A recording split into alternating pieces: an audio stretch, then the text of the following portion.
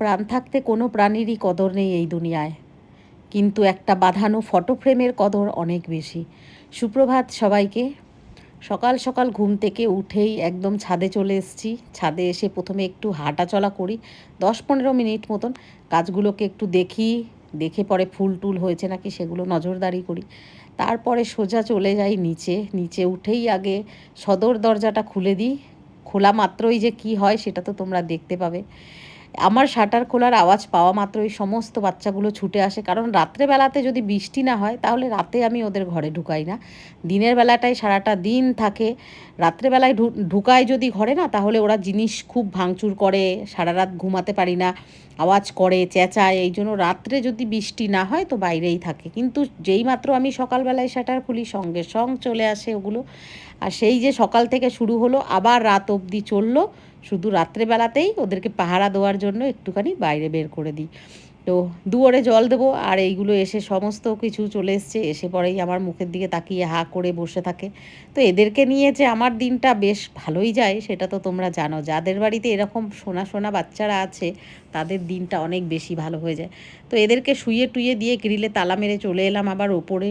কালকে রাতে মুদি বাজারগুলো এসছে, সেই মুদি বাজারগুলো এখনও ঢোকানো হয়নি।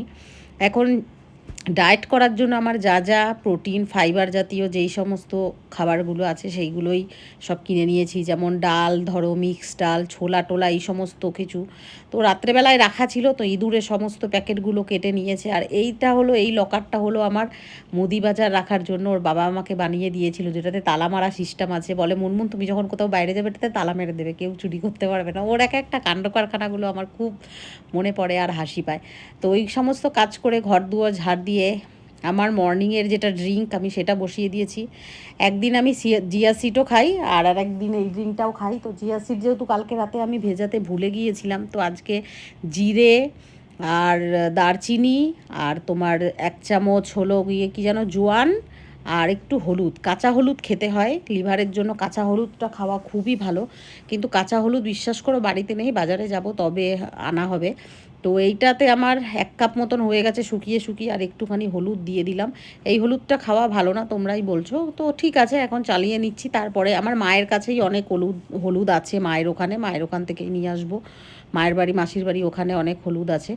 তো তারপরে আমার ড্রিঙ্কটা খেয়ে নিলাম আমি 1 কাপ। সবাই এখন ঘুম থেকে উঠছে, তো ড্রিঙ্কটা খেয়ে শুরু করে দিলাম আমার নতুন যেই অধ্যায়টা জীবনের শুরু হয়েছে, সেটা হলো ওয়ার্কআউট বা যোগা বা এক্সারসাইজ বা যা কিছুই বলো না কেন তোমরা। তো সেইটা, এটা আমি করি, টিভিতে চালিয়ে দিই।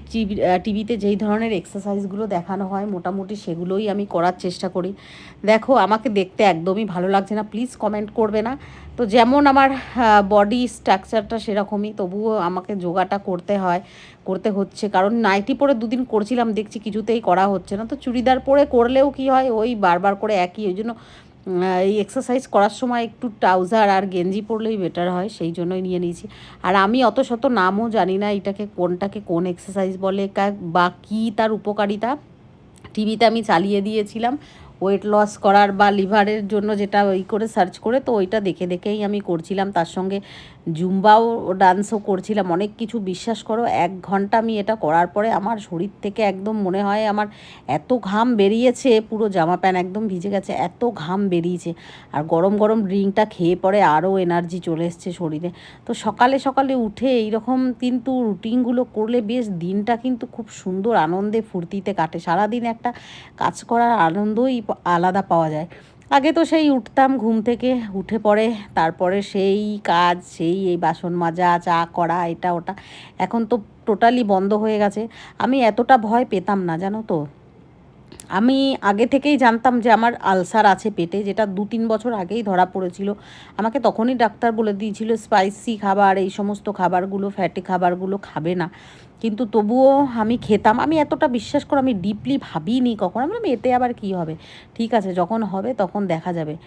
কিন্তু যখন চোখের সামনে আমি ওকে চলে যেতে দেখলাম এইভাবে, যেই মানুষটা সম্পূর্ণ সব দিক থেকে ভালো ছিল, যাকে আমি সমস্ত বেস্ট ট্রিটমেন্ট দিয়েছি, সব জায়গায় নিয়ে গেছি, যার হার্টের প্রবলেম ছিল না, হার্টের স্টেন বসলো, সেটাও ঠিক হয়ে গেল। তারপর আমি চেন্নাইয়ে নিয়ে গেলাম, চেন্নাই থেকেও ওকে ঠিক করিয়ে নিয়ে এলাম, যেখানেও ডক্টর একদম ক্লিন চিট দিয়ে দিল যে ও একদম ভালো আছে, তারপরে হঠাৎ করে রাত্রেবেলায় কী করে স্ট্রোক হতে পারে, কী করে প্রেশার বেড়ে যেতে পারে আমার জানা নেই। তা আমি সেই সময়টা তো দেখেছি আসলে, যে সেই সময়টায় কীরকম পরিস্থিতি আমাদের গেছে।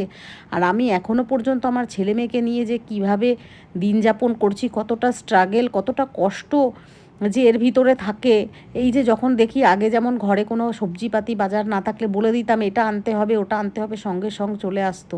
আজকে সেই জিনিসটার জন্য আমাকেই ছুটতে হয়। ছেলেকে ও বেরিয়ে যায় ওর কাজে, ওর পড়াশোনা প্লাস বিজনেস দুটো সামলাচ্ছে। আমি ঘরে থাকি, ঘরে কাজ করি, ভিডিও করি, বাজার ঘাট করি সমস্তটা, তারপরে রান্না বাড়া কাজ, আমার কোনো হেল্পিং হ্যান্ড নেই। তো সমস্ত নিজের কাজকর্ম, তার উপরে এতগুলো কুকুরদেরকে নিয়ে আমাকে থাকতে হয়, তাদের একটা দেখাশোনা, টাইম টেবিল, তো এই সমস্ত নিয়েই আমার জীবনটা চলছে।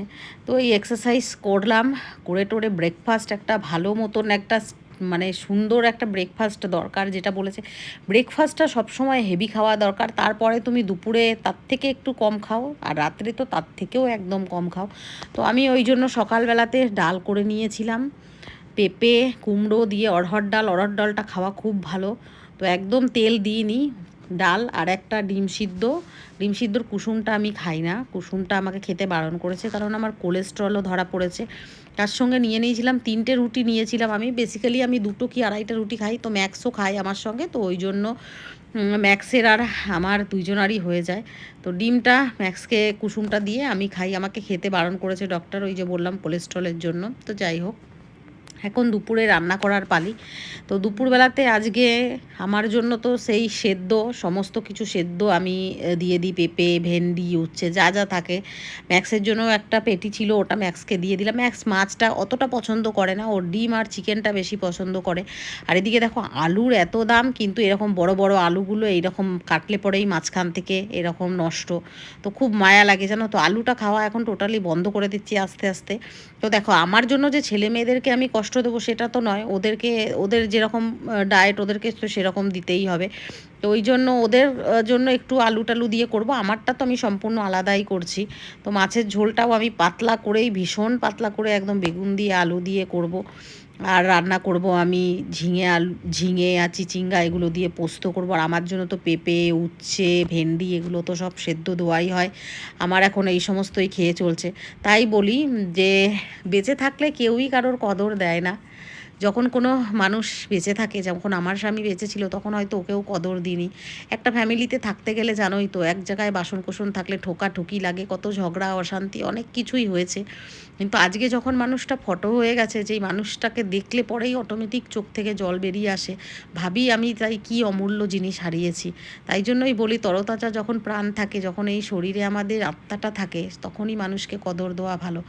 তারপরে চলে যাওয়ার পরে সারা জীবন কপাল চাপড়ালেও কিন্তু সেই মানুষটা আর ফিরে আসে না। আর তার থেকে ভালো মানে সব থেকে এর জলজ্যান্ত উদাহরণ হয়তো আমার ফ্যামিলি বা আমরা ছাড়া কেউ হবে না।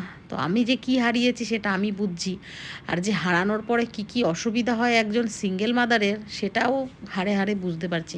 আজকে মেয়েটার আমার ভবিষ্যৎ সবে শুরু হবে, ছেলেটার আমার ভবিষ্যৎটা শুরু হওয়ার আগেই বিগড়ে গেল।